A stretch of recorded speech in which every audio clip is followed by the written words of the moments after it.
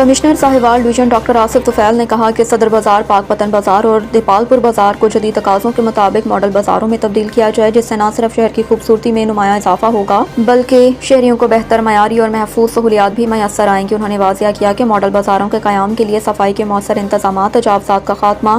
یکساں اور خوبصورت سائن بورڈز کی تنصیب اور انفراسٹرکچر کی بہتری پر خصوصی توجہ دی جائے۔ ان خیالات کا اظہار انہوں نے شہر کی بیوٹیفیکیشن اور جاری ترقیاتی منصوبوں کے حوالے سے ایک اہم اجلاس کی صدارت کرتے ہوئے کیا۔ اجلاس میں deputy commissioner Sahiwal captain retired سمیع اللہ فاروق، ایم ڈی واسطہ تنویر سندھو، پیرا فورس کے incharge Nauman Qaiser, assistant commissioner Maham Javed, chief officer municipal corporation Sheikh Ashfaq Ahmad سمیت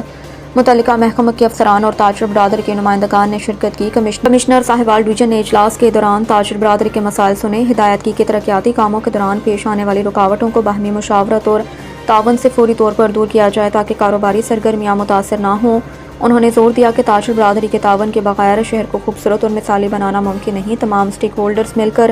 साहिवाल کو ایک صاف، منظم اور خوبصورت شہر بنانے میں اپنا کردار ادا کریں۔